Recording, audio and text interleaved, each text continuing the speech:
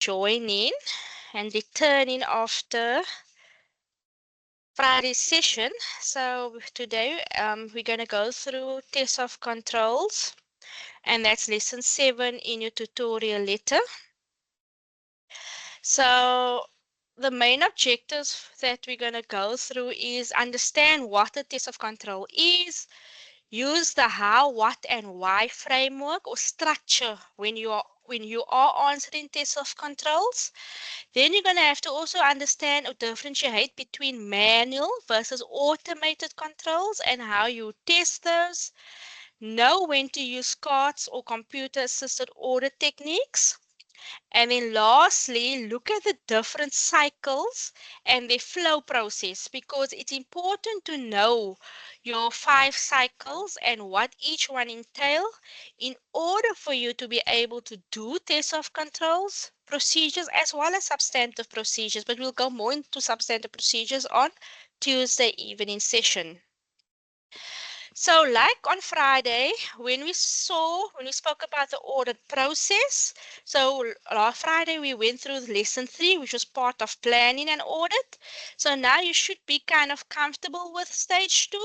So once you're now done with your planning of your audit, you're going to go into stage 3, which is the obtaining the audit evidence. When we say obtaining is you gathering the evidence around all the items within your financial statements by doing test of control procedures and substantive procedures and so forth. And there's more other things, like for example looking at related parties and all those other things. But so stage 3 is lesson 4 to 10, and we are doing lesson 7, which should fall in stage 3. So I just wanted you to know where we are in this audit process. Now, what is a test of control? So test of controls verify if internal controls is working as it is supposed to work. It basically determines whether you as an auditor can rely on the control or not. Because if you cannot rely on the control and the control don't work the way the client tell you it is working, then you will use if basically you're going to do substantive procedures. So like I said on Friday, I'm not sure if you remember, but I said a control must work 100%. If it works 99%, we still see that control as failed. But if the control do work, as an auditor, you will be happy, and we will end up relying on our test of control procedures, and we'll basically also then do less substantive procedures. Does that make sense? You can just say yes, because I can't see the screen. Yes, that makes sense. Okay.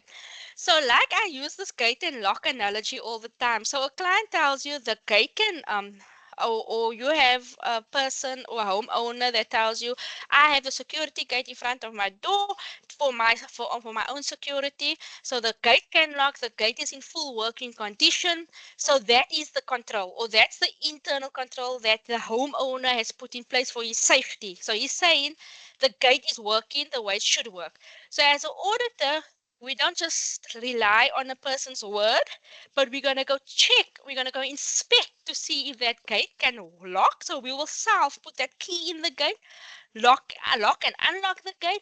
We'll move the gate, open and close the gate to see if it is working, if it's operating the way it must be operating. So if the gate can lock properly and it does function 100%, then we will rely on it and we'll say, okay, the gate is working the way it should be working. If the gate is not working the way it should, so if the lock is broken or the gate is damaged, then of course the gate is not working the way it is, and hence we then cannot rely on that gate. So then, or on that procedure for testing that gate, because it's going to be a waste of time. And then as an auditor, we'll look at other procedures. And in this case, we'll look at substantive procedures to look at for the safety, other ways to determine the safety of the person, for example. For example, maybe they have cameras or whatever the case might be. So that's just a normal gate lock situation. But of course, um, as it's just applicable to real life, but we're going to go through actual test of control procedures around cycles. Okay. So so the test of control answer structure is your how, what, and why. So the how is how do you test, or how is the test performed? Meaning, are you going to inspect, observe, inquire, reperform? And remember, these how words or twin words is for manual testing. For automated, you're always going to say attempt to. So if you have a manual test, you're going to say inspect. If you have an automated test, you're going to say attempt to. Or for manual, you'll say observe or inquire or whatever the case might be. Then the what is what control is being tested, or the source document you testing, or who are you inquiring with. So, for example, we can say if for automated test of control around, for example, maybe the use of a unique username and password. So you'll say attempt to place a fictitious username and password would be the what. And then the why is explain the purpose of the test. So why are you attempting to put in a fictitious username and password? The reason is because you want to see whether whichever system you're testing is going to reject you from entering into that system. So I always tell students, when you create a test of control procedure, even a substantive procedure, you must think to yourself or ask yourself, is this procedure clear enough? Because it's supposed to be a set of instructions that you usually give your other team members to perform. Because what happens is in an audit environment, or if you're working in an audit firm, usually the more senior person or management in the audit team will create these procedures. Then they'll give it to the other audit team members, and then the other audit team members must be able to perform or reperform what was stated in those procedures. So your procedures have to be very thorough and it must be understandable. So for example, you can't say, for example, attempt to put in a username and password and end there. They need to know why are we doing it. Or for example, I always tell students, you can't tell me inspect the bank statement and see if it agrees to the financial statements, because you must be specific which bank statements. You can have bank statements for 365 days of the year. So you must tell me, inspect the bank statement as at year end and agree the balance as at year end to the general ledger, trial balance, and financial statements for cash and cash equivalent. So there you see it's a more clearer instruction, and someone will be able to pick up that procedure and follow it through and know exactly what they must be doing. So always remember that when you are creating, whether it be test of control procedures or substandard procedures, is that it's a set of instructions that someone else must be able to perform. So if you read your answer to UNISA, you must ask yourself, will someone else be able to follow through this procedure? Is it clear enough for them to understand what they must be doing or actioning? Okay.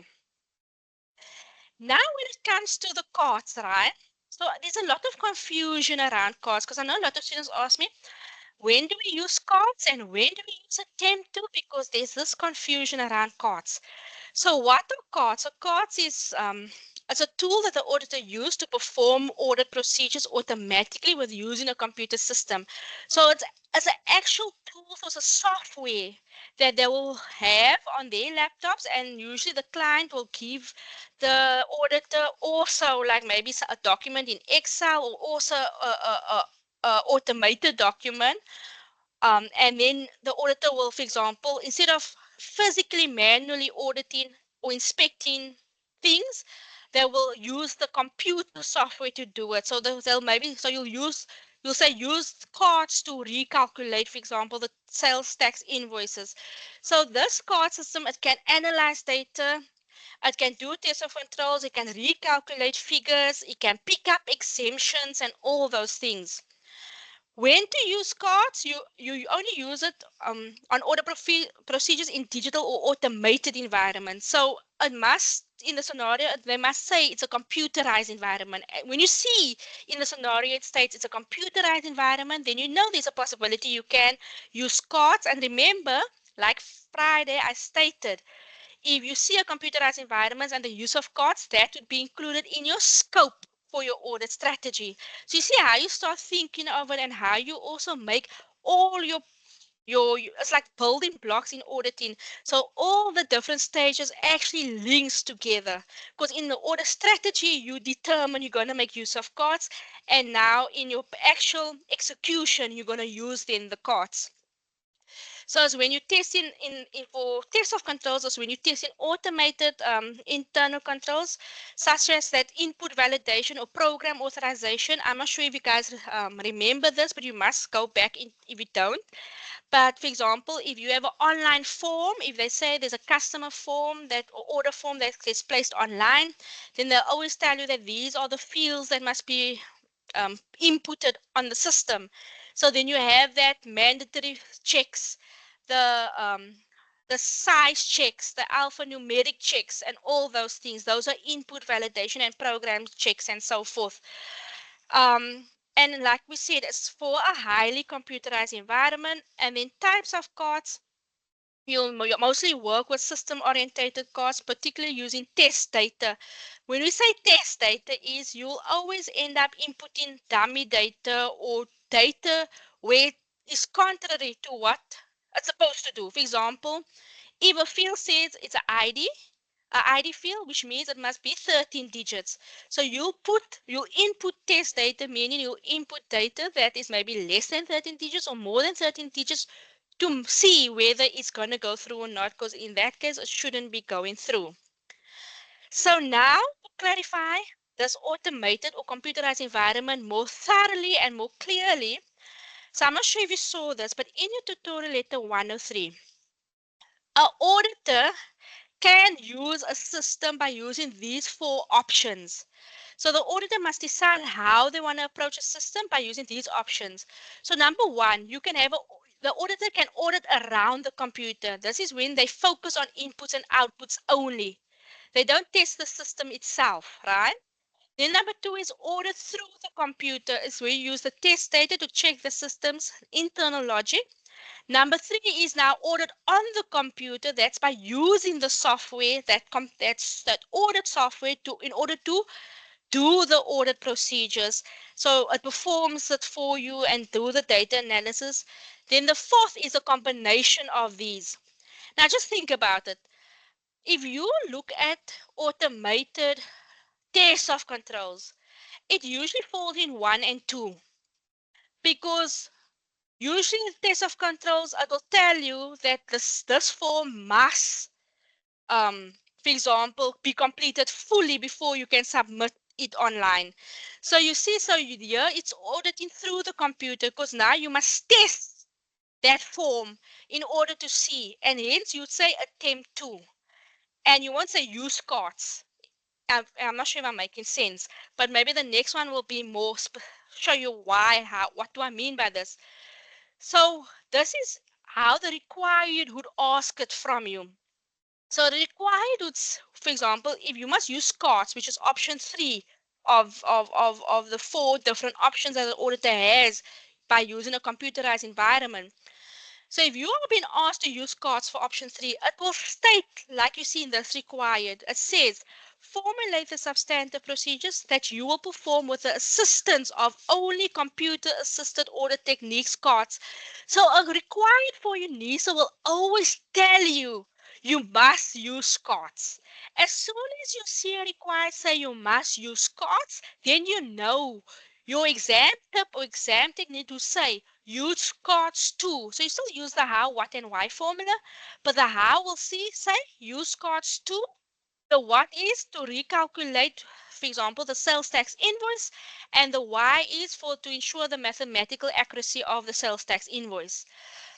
But now, if you look at that versus automated, which is option one or two of this, you'll see it always where they'll say formulate tests of controls that you will use or perform to test manual and automated internal controls. And in this case, you're not going to say use cards to, but you're going to say attempt to, because you are not using a software to order to or do the procedure for you, but you are physically testing the inputs on that computer.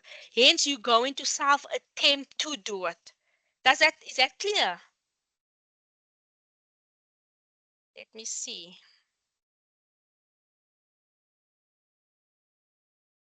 Um, okay, let's see. I see it's quite a long. Okay, sorry, that is the actual. Let me see if there's any questions. Um, okay, no questions as yet. Oh, let's see. Okay, so let us carry on. So now we look at manual versus automated test of control procedures. Now here you can refer to the test of control guidance on the e-tutor site, which is below additional resources folder named test of control guidance, but I'm going to show it to you as well now after we discuss this. So like I said, manual controls is you as an auditor, you physically go and check those controls like inspecting a signed form, whatever the case might be. And an automated is a system-based test, like attempting to log in, and you have to see or inspect error messages and so forth.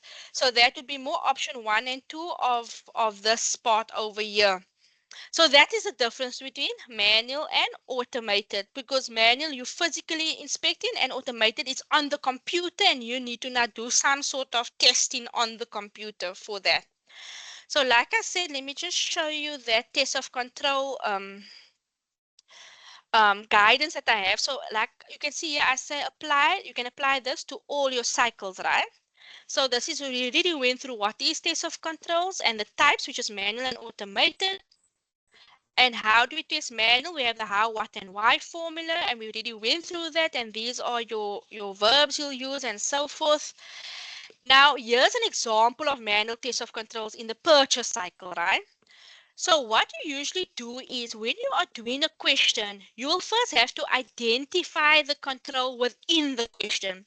So this was a scenario, right? And in the scenario, it stated all new suppliers must provide company registration documents, VAT certificates, and original bank confirmation letters. So that's a control.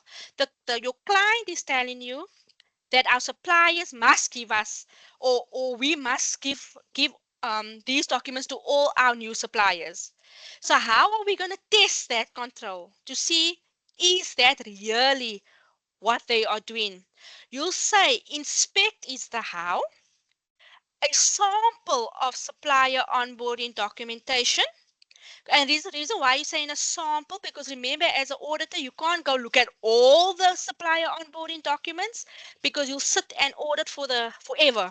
So we always work with sampling methodology. So you say inspect a sample of supplier onboarding documentation, such as the company registration, VAT certificate, bank confirmation letter would be the what, because that is the source documents. And you see, you're very thorough. You have to mention everything that is in there. You can't just say inspect the documents. And then the why is to confirm supplier legitimacy. So if you must tell me inspect all the documents to confirm supplier legitimacy, I would be like, what supplier documents? So you see how thorough and how instructional and how clear this procedure is, because you are testing to see if these supporting docs is attached to your supplier. Okay. Then the next control that was in the scenario says two independent warehouse clerks receive deliveries by physically checking the goods received to the purchase order and delivery note. Thereafter, the warehouse clerk creates a goods received note referencing the purchase order number. So how are you going to test that control? You're going to say observe, because you're observing the process. So what are you observing? Is the two warehouse clerks is the what? Then the why is you're going to observe the two warehouse clerks to physically to see that they're physically checking the goods received to the purchase order and delivery note to ensure that the goods are not damaged and the correct goods are being received, because that is basically the reason why they're checking the goods against the PO.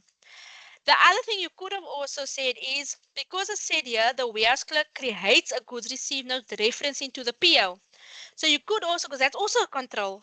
So you would say inspect a sample of the goods received notes to ensure that it is referenced to a relevant PO and there is a PO relating to the goods received note.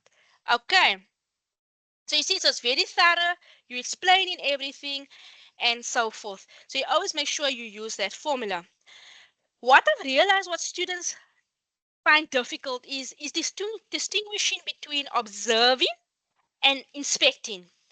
You'll always observe or watch a process or a procedure performed by somebody else. So you'll either observe the staff members doing inventory counts or observe the warehouse clerk checking in goods. But when you inspect something, you're inspecting or examining usually documents or records, or you're inspecting physical assets. So that is the difference between the two. Sometimes some students will say observe a document, like observe the sales tax invoice. You can't observe it, but you can inspect the document. Okay.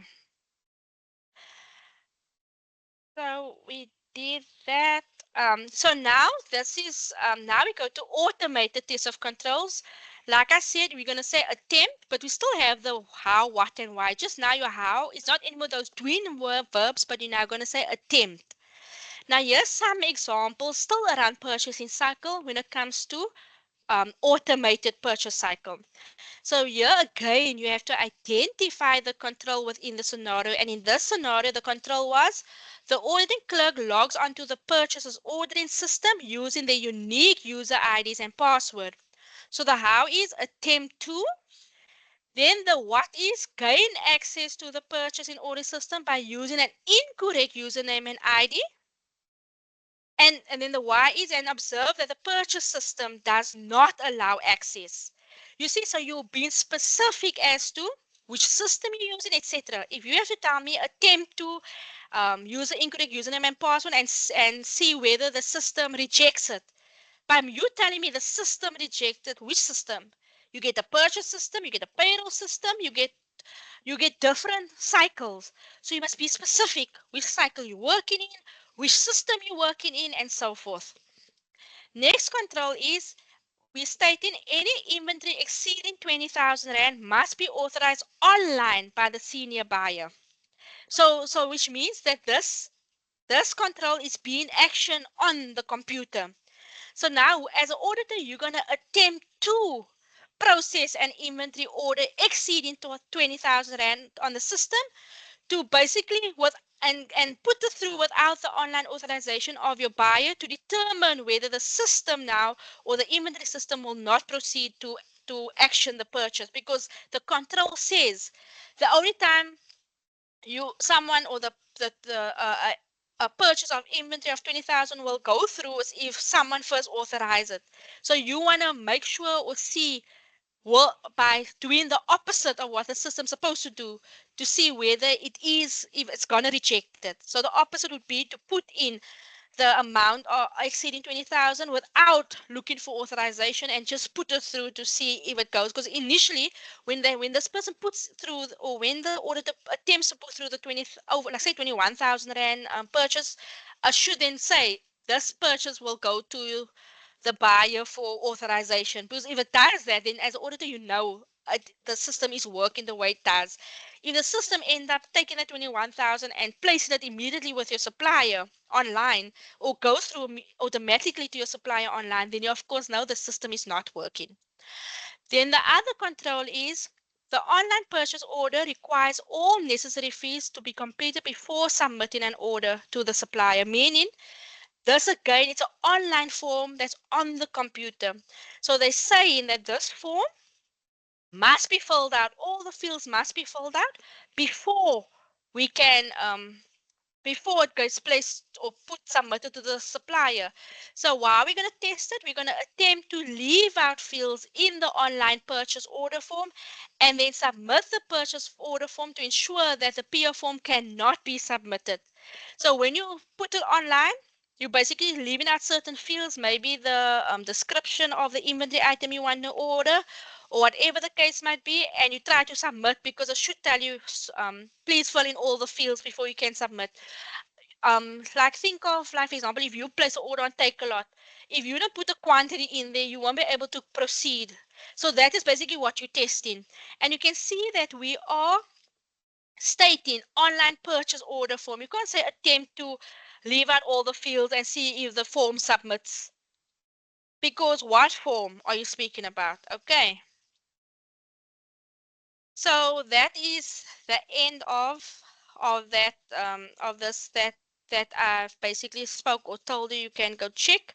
So that is that document that we went through is on my UNISA on the eTutor site, and it's over here. It's basically under additional resources, and it's under tutorial letter 103, I think. Content here, test of control guidance. Okay. Let's see, is everyone still with me? Everyone still with me? Yes. Okay. Okay. So now let us look at the test of control versus substantive procedures. So you can see, so your test of control is audit the internal controls or your system and your process. So it's always about attempting to log in, using fictitious, etc. And substantive procedures is more about auditing the numbers and the data. And they, for example, like you can see in the previous slides where they spoke about use cards for the substandard procedure. So in this case, I just said use cards to recalculate the sales tax invoice for mathematical accuracy. But we're going to go through more with substandard procedures in Tuesday evening session. So now the example that I want to go through is this system description, or it is tutorial 103. Question 17 on page 122. So if you look at that, it says with reference to the system description of the wage system, I always highlight those so I can know, okay, you need to want me to look at that particular background or that particular heading within the scenario. It says formulate the test of controls that you will perform to test manual and automated internal controls. So now you know you're going to have attempt to, and you're going to have inspect, inquire, reperform, etc. And it's for the timekeeping of the wage workers hours and payroll preparation. So you can kind of get an idea that this heading is probably split into those two different categories. Then it says if you perform audit procedures using test data, when they say test data, they mean the automated controls. To test the automated controls, limit your answer to invalid test data. Invalid test data mean us to see what that the system will actually reject it, like the negative testing. And it was for 16 marks, which means you have to give 16 procedures. Okay. Remember, guys, a lot of students would end up, they want the marks, but they'll maybe give you NISA, or typically students do this, they maybe give only 6 procedures for a 16 marker. You're not even getting like 50% by giving 6, because 6, to get 50% at least for out of 16, you need to give me at least 8. And that's also that's also if you know your 8 is going to be 100% correct. But please rather go to the number that the mark is allocated. So the mark says 16, do or make sure you have 16 or 16 tests of control procedures. Okay. And when you see 16 marks, it means you have 2 minutes per procedure. So you have basically 32 minutes to do this question. So if you struggle with time management, it will be best for you to do a question like this under exam or test conditions by looking, for example, at question 4, allocating 32 minutes aside and doing this question for 32 minutes to practice on improving on time management. Okay. So now if you look there, they said with reference to system description of the wage system. So now let's read. So basically the idea is as you read with understanding, you read with contextualization or picturing this story. And when you read, you ask yourself, am I reading just, is it just for your information type of thing? Or is this what I'm reading an internal control? Because if you pick up it is an internal control, then it means that it is a control and you have to test that control. Because once you highlight it's an internal control, then you have to ask yourself, now how am I as an auditor going to test to see whether this control is working the way it should be working? So now as you read, it says Frosty has one factory where the products are manufactured in 5 sections. So that is just for your information, some background information. The production manager manages the factory and controls the work of 5 salaried staff, supervisors, and 60 wage workers. Again, just for your information of who's doing what, etc. The wage workers are allocated equally across the 5 sections, and each section has its own supervisor. Again, that is just for your information. Now, when it comes to the timekeeping of wage workers, what are they telling you? Let's read. So all this that you see highlighted was basically all the internal controls they have. So it says the factory has one entry and one exit point, which is guarded by a security officer who supervises the entry and exit points. Then they say to gain access to the exit, to gain access to or exit the factory, a wage worker must activate the turnstile by using biometric reader. Now, biometric reader means either fingerprints or it's facial recognition. Okay.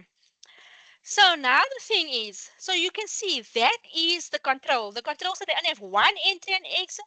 There's a security guard always at that entry and exit, and it must whoever goes through that system must use biometric reader. So how are you gonna think you're gonna test this? First of all, with the security guard being there at the entry and exit point, remember that's a process. So there you observe because you want to see the security guard at the entry and exit point.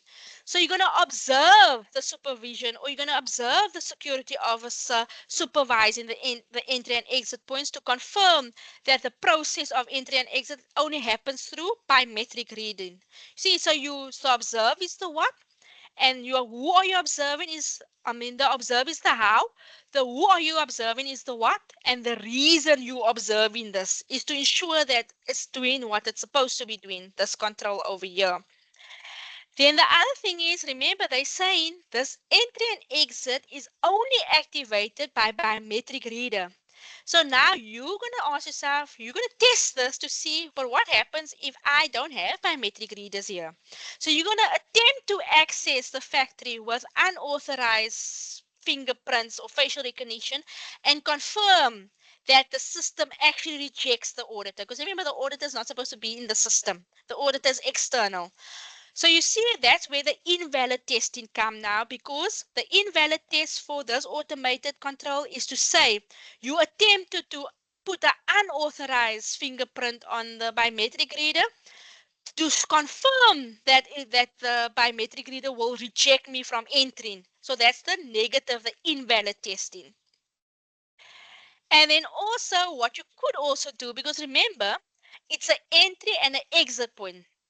So you can, for example, attempt to enter at the exit point. Because remember, you shouldn't be able to enter at the exit point, and basically see whether it won't allow you to enter. Then, so you see, so there was quite a lot. So there was basically about two that came out of here. Oh, yeah. Then they say, according to the contractual agreement, the wage workers are required to clock in between 7:30 and 8 and clock out between 3:30 and 4 and may not exceed 10 overtime hours per week. So that's a control. So they're saying the requirement is your worker must, the time that they can only enter, and they cannot exceed 10 hours of overtime. So how do you think you're going to do that? So the thing you could do is you could end up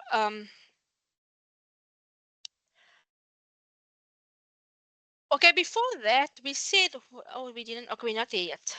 We're not there yet, sorry. So the way you could test for this, right, is remember this time being clocked, it goes into some report, right? So you basically gonna obtain the timekeeping system report, and you're going to inspect this time clock in and out system report to you're going to inspect to see where that actual report to see whether there are times outside of those times, but you must be specific. So you must say normal hours and confirm it reflects time between 7:30 and 8 and 3:30 and 4 respectively, to ensure to confirm that there's no times that fall outside of these specific time frames as stipulated. The other thing is, we said it shouldn't, if they do work overtime, they shouldn't exceed 10 hours. Again, you can inspect that report. And it must be specific, the timekeeping report, to ensure that there's no worker per week that do end up exceeding more than 10 hours per week. And then they said their monthly overtime hours are also specifically budgeted for according to the different seasons and supply demand, and may not be exceeded. Again, they say that the monthly overtime there's a budget for this. So you would basically also look at or inspect the timekeeping report for the monthly overtime hours work, and inspect that it does not exceed the budgeted overtime hours. Because remember, they have a budget, so they must conform to the budget, because that's what they do. Then it says the timekeeping system automatically calculates the normal and overtime working hours after every day according to the times captured through the biometric reader. So there you can see, so the system automatically calculates normal and overtime, right? So how do you think you're going to do that? You're going to basically then now reperform the calculation. So when you do test of controls, you always say reperform. If you do substantive procedures, you'll say recalculate. Just note of that. So here you're going to say reperform the calculation of the normal and overtime hours work for the day. And then based on the time captured in the biometric or on this automated biometric timekeeping system, to confirm that the system actually calculates this time correctly. Okay. The other thing is, what you could do, because they said that the time gets now automatically captured when you are doing when you do enter and exit. So what you could also do is, you can also observe a sample of wage workers as they enter and exit the factory, and then compare those workers you observe to the times on the timekeeping system report to confirm that it is also accurate. That's another test you could do, because you want to basically see whether the actual reading of that biometric system actually does go through to the timekeeping. So then, so we're done with that. Then in the mornings, each supervisor needs to authorize the calculated normal and overtime hours worked on the previous day by logging into the timekeeping system using a unique username and password. So again, that's another control, because the supervisor needs to authorize these calculations done by the system. So what you'll do is, you'll basically obtain then, or you will, and remember, what are they saying? That the supervisors are logging into the system using their unique username and password. So so that will be an automated control. And you'll say attempt to access which system? The timekeeping system, to authorize basically the normal overtime hours by entering a fictitious username and password, to confirm that the timekeeping system will reject you from entering or from authorizing or entering into the system basically.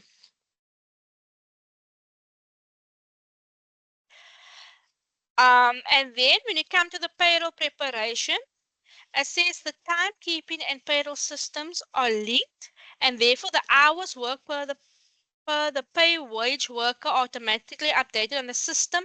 So we already kind of covered that to say, okay, so the first part is we would observe them, a couple of or a sample of workers enter and exit to see that it actually does update on the system.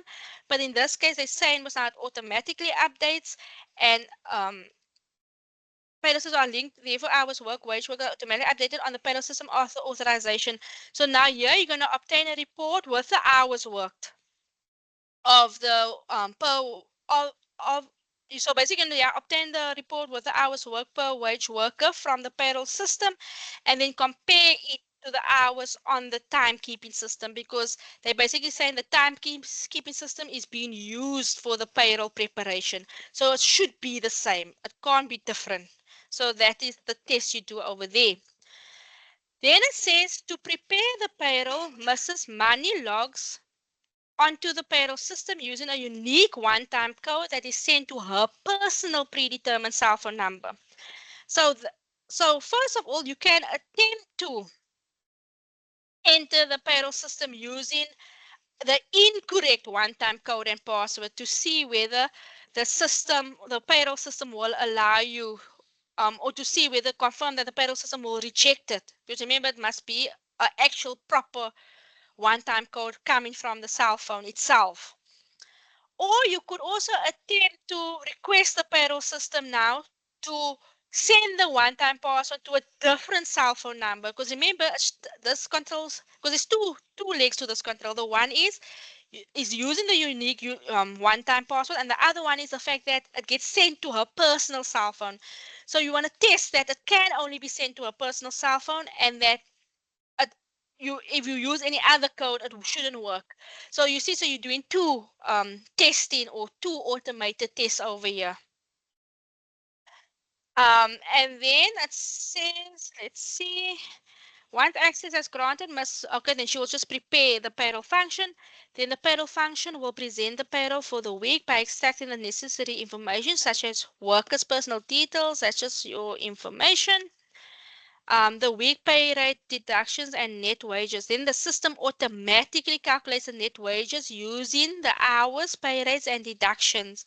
So there again, you're going to reperform the calculations of the net wages to confirm that the system actually calculated correctly. And like I said before, remember, for test of controls, you'll always say reperform the calculation. But for substantive procedures, you will say recalculate. Okay. And then it says a notification of the production on the weekly payroll report is then emailed to the CFO, Ms. Zidani. After receiving this notification, Ms. Zidani scrutinized the payroll report and perform a few checks and comparisons before authorizing the payments with an electronic signature. So there you're gonna basically, what you can do here is you can first of all, you can obtain a sample of payroll reports and inspect for Mrs. Dani's electronic signature to confirm that she has actually authorized the payroll reports. So you see, so you must use the names that they give you. You can't just say obtain a payroll report and inspect for electronic signature of who and why. Okay. And then the other thing is you can also, for example, inquire with Ms. Sidani about how she performs these checks, comparisons, and so her review process before she actually go authorize these payments. And then once the electronic signature has been obtained, the payroll is ready for payment through electronic funds transfer of EFTs. And then a log of all approved weekly payroll reports is kept by the accounting department. So you can also inspect the log of payroll reports, because remember, what does it say here? Weekly payroll reports is kept by the accounting department. So how many weeks is there in a year? There is 52 weeks in a year. So how many logs should there be? There should be 52 logs. So here you'll inspect the logs of payroll reports to confirm that there's 52 payroll reports that has been approved and it has been filed for every week during the financial year under review, and it's with the accounting department. Um, yeah, and so forth. Is there any questions? Do you understand that? Is that clear? So someone asked, what's the difference between reperform and recalculate? So reperform, you just actioning it the same way out as the control is stating. Whereas recalculated is just you calculating it. So that's the difference. So the one is you actioning out the calculation, and the other one you just physically just recalculating. I'm not sure if I'm making sense. You can tell me if I'm making sense to Masele. Because remember, it's always about if you testing a control, you have to action it or mimic what the person is doing. For example, if you recalculate the sales tax invoice, that's not a control. That is, you are recalculating the sales invoice as part of your audit procedure. I'm not sure if I'm making sense. Okay. So now, this is a slide of the different cycle flow process. These can be found in the summary notes for lesson 9.1 to 9.5, which is substantive procedures on the e-tutor site under additional resources.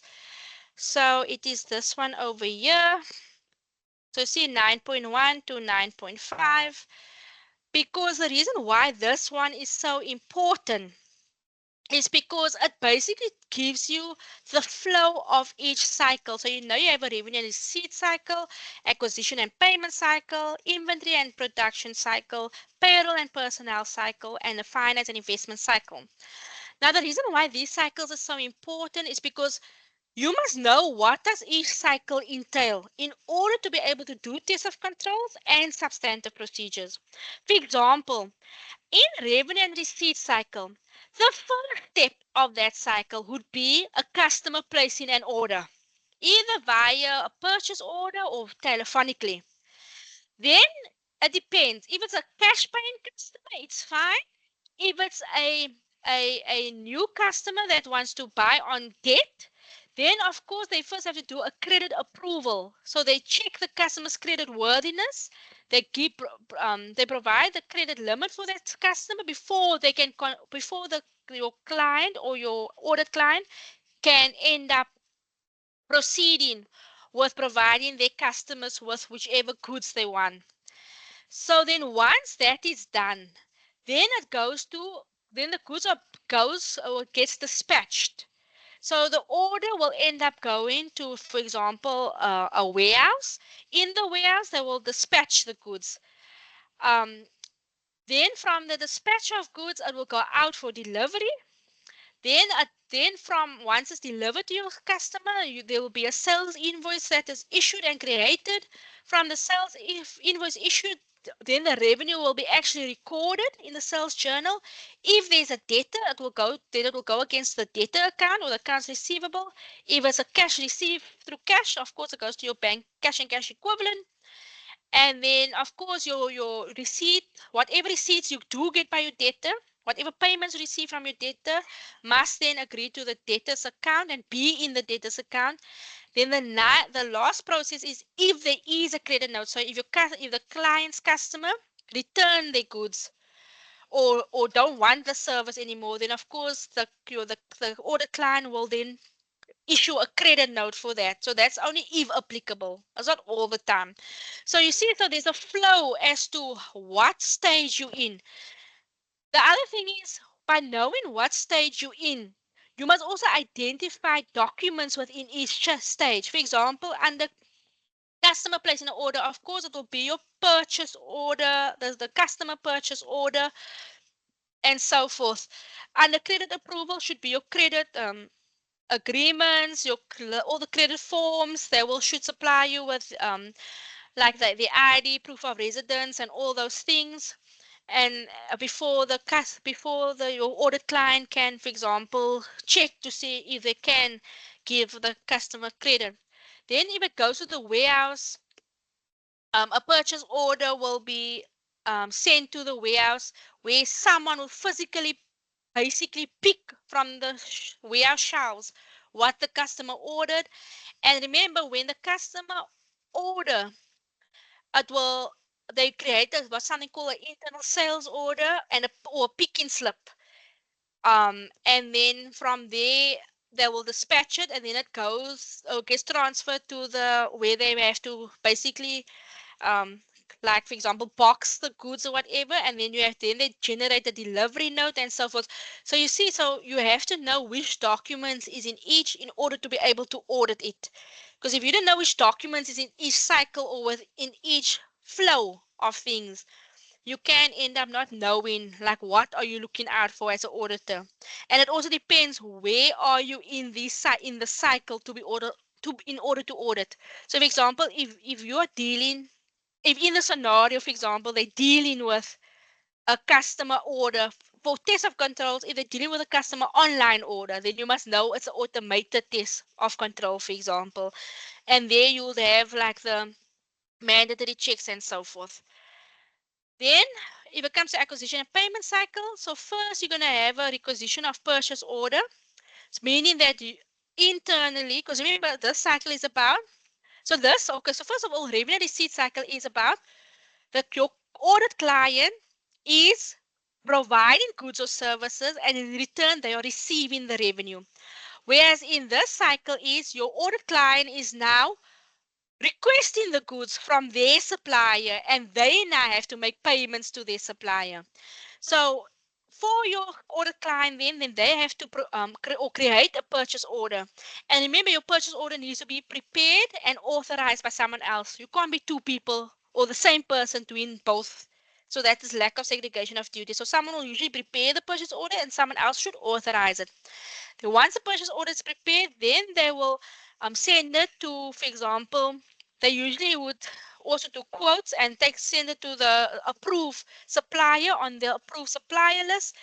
Then once the supplier receives your order client's um, purchase order, then the supplier will deliver the goods with their delivery note. Then in the warehouse that the order clients are receiving the goods from the supplier, and that's where the warehouse clerks would check or inspect the goods against the purchase order and um, the supplier's delivery note. And then once they are happy with that the goods received is actually what the person or what or your order client has ordered, then they will then issue a goods received note. The goods received note will show what that we received all the goods that's supposed to be received or what goods was damaged or whatever the case might be.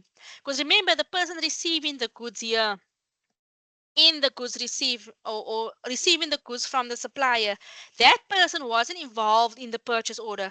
Hence, they must check the goods received to the purchase order and to the supplier delivery note, because in that way they can see, oh, this is the goods that whoever within the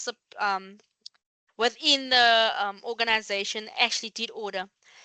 Then you your order client will receive a supply invoice, and the supply invoice usually goes to your accounts department, and then the accounts department must match that supply invoice now to the purchase order and the goods received note. The reason being is because remember, your accounts department didn't create the purchase order, nor did they create the GRN. Hence, they must see, is this what we ordered versus is this what we actually received. Then, of course, if the goods was purchased on as debt or as a liability, then you will have your trade payables as your creditors ledger, and there'll be an expense account for the purchase. And of course, if the payment was made in cash, then it will of course go through your bank and so forth. And then of course, there's something called again credit notes, and that's for when your audit client now return their good. um that's that maybe the client don't want the goods anymore, maybe it's damaged, and then the supplier must issue a credit note to to the order client, and they will process it. Then when it comes to cycle of inventory and production cycle, this cycle is similar to acquisition and payments. Acquisition and payments is your normal inventory, like for example, if your order client purchased inventory from their supplier, and they take that inventory and they just sell it as is to their customer. So that's a more normal purchase, or they can be purchasing maybe consumables, maybe they need things for in the organization, so that will all fall in there. This part over here is more about purchasing inventory for the production, or purchasing raw materials for the production of inventory. So this is where your order client orders raw materials, not the finished good. They order materials in order to produce something before they can sell it. So in this case, usually they would have a purchase order placed for the raw material. Then the raw materials will be received. You see, you'll have the same goods received note and stuff being issued. Your supplier will still send you a delivery note and so forth. But then the inventory is stored in the raw materials until it is required for the production. Then once it is required for the production, it goes into the production stages until it becomes finished goods. Then the finished goods get stored, and then the inventory, once it's finished, then that gets dispatched for sale. And of course, so that is the process around that flow. So you can see it's very similar to this. And between these three, revenue and receipt cycle is basically the opposite of acquisition, payment cycle, and inventory. And these two is basically similar. It's just this is when you're now taking it from raw material and the company must still. So here you have to know what um, documents is in here, because I know you get like a raw materials transfer note, you get a finished good transfer note, and so forth. So you have to know. And the thing is, all these cycles, like as is here, is in your notes for South African students, where they show the flow. And I know in the TAT letters also, they show the flow, and they also discuss the documents within each. Then comes the payroll and personnel cycle.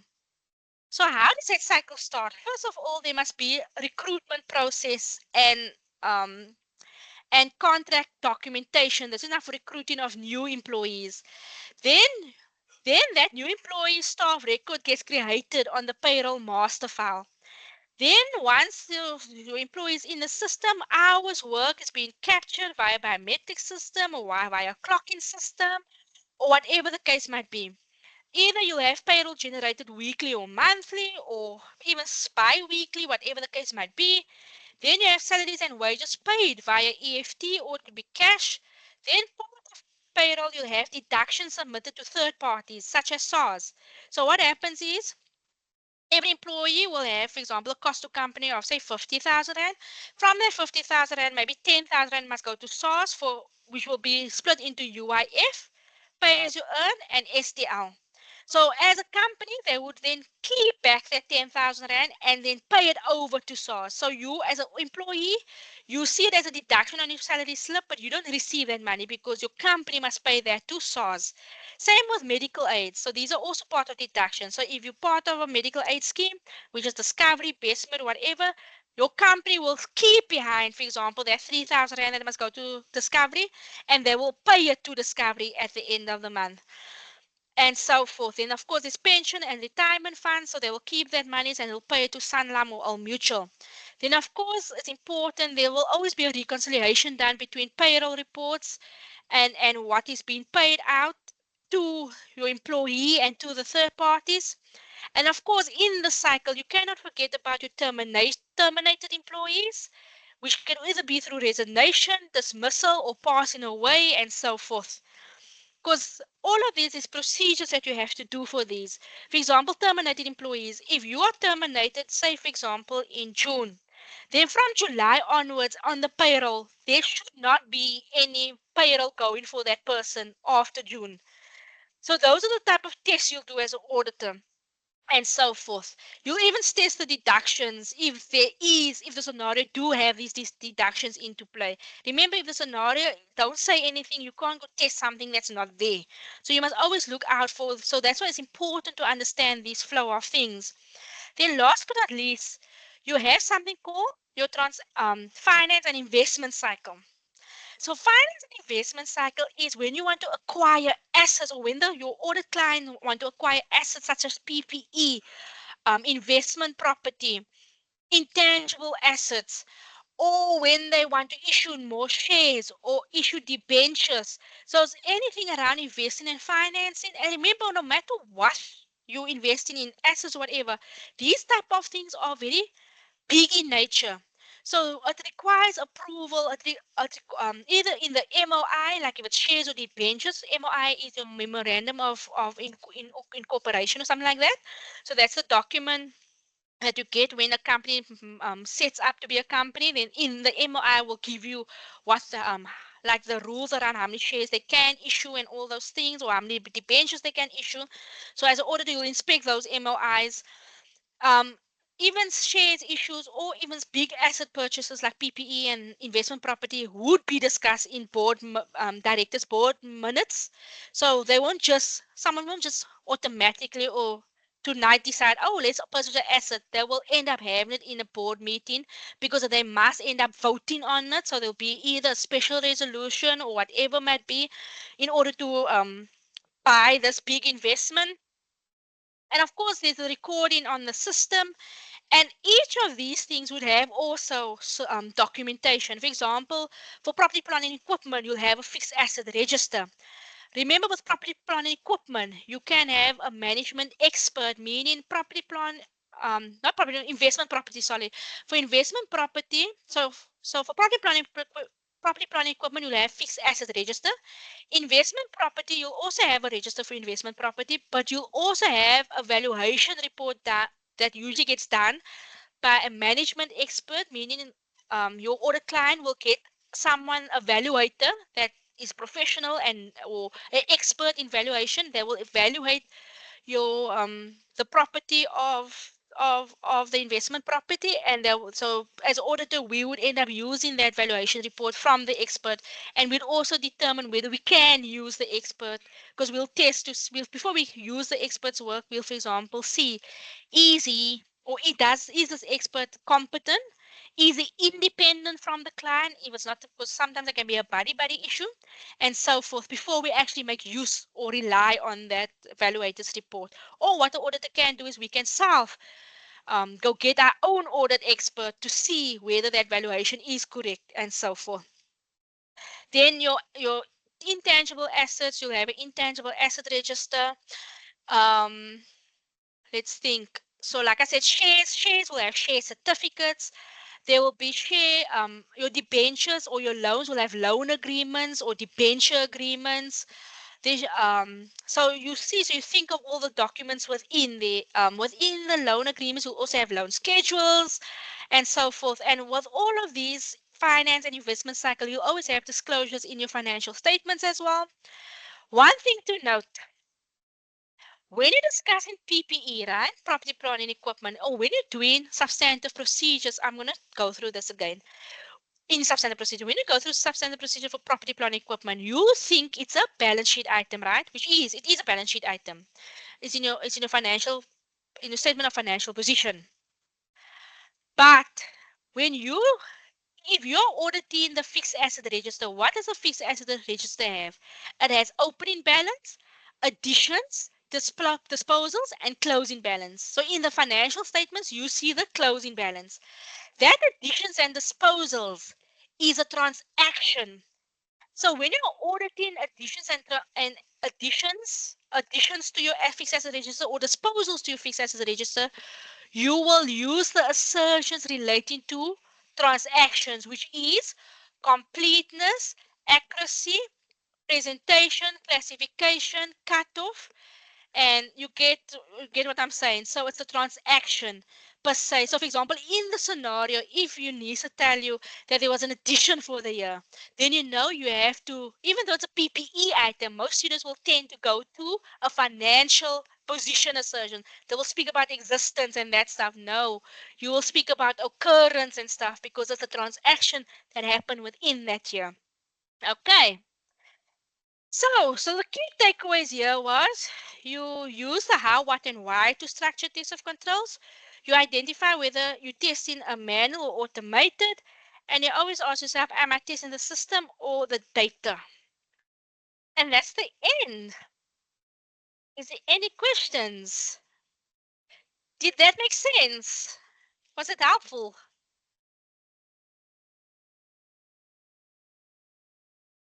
Okay, so is there no questions?